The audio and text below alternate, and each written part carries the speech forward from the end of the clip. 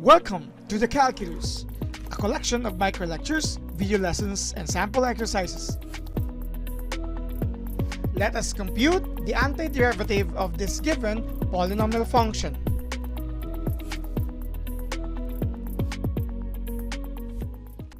So here we are given with the integral of, let's say again. So here we are given with the integral of a binomial expression 3x plus 5 with respect to x. So we are going to use here the previously proven or illustrated sum and difference rule, and of course use as well the rules for power and constant multiple. So this time we can actually write in this manner the integral of the first term 3x dx, and since the binomial expression is separated by addition, we have here plus the integral of 5 dx. So from one function, which is a binomial expression, we have two different forms now. We have the integral of 3x with respect to x plus the integral of 5 with respect to x.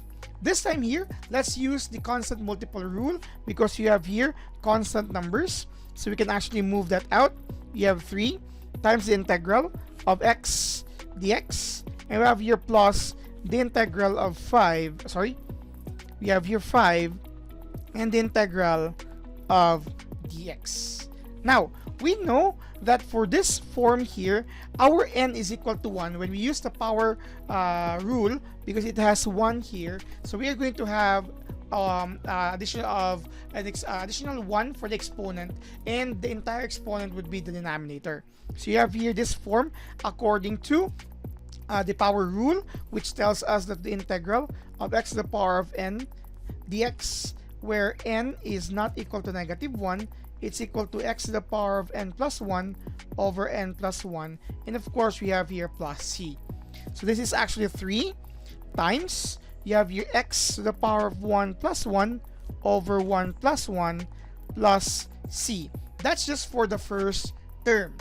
Now, when we talk about the second term, we have here 5 and the integral of dx.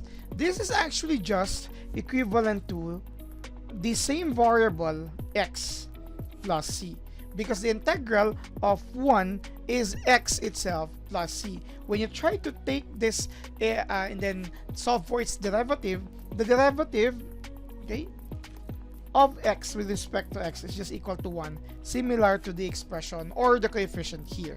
Again, hence you will have here 5 and you will have here x plus c. Now, take note that this is actually a multiple similar to that, and since we have two different terms, we also have two different c.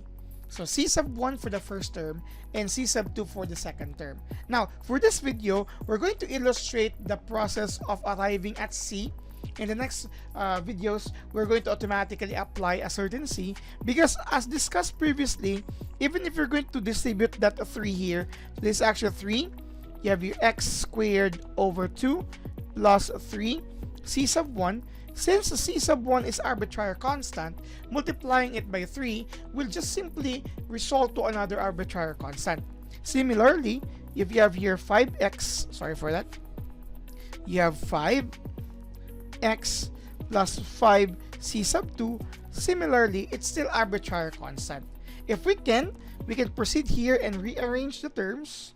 So you will have here 3 halves as we group the coefficients, x squared plus 5x, this term here, and allow me to group 3 c sub 1 plus 5 c sub 2, because they are again arbitrary constants. And if we are going to let this just another constant c, it's still okay, because c sub 1 and c sub 2 are any constant with regards to their multiples of 3 and 5 respectively.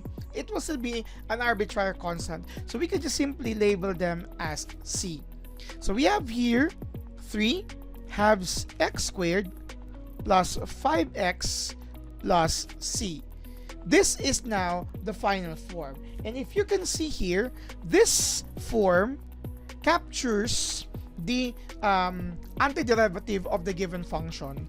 And regardless of whether it only has one c instead of c sub 1 and c sub 2, when you take the derivative of that, it will surely return to the given binomial expression here as a function. So what does this tell us? Later on, when we have few examples that might be trinomial or multinomial in nature, you don't need to come up with c sub 1, c sub 2, c sub 3, c sub 4, and at the same time multiply with certain coefficients, as we use here the constant multiple rules, because generally their combination can be illustrated with just one variable c. So later on, you may just simply write plus c at the end of your process. You don't need to come up with, again, this distributive property and assign different coefficients, because understandably what will happen at the end will just be a coefficient c. This is the antiderivative of this given polynomial function. Thank you very much for watching.